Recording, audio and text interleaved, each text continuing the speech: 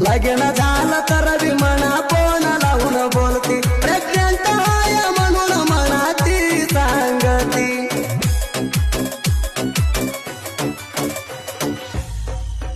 माझ्या मना होत तिच्यावर तिच्या मना होत दुसऱ्यावर माझ्या मना होत तिच्यावर तिच्या मना होत दुसऱ्यावर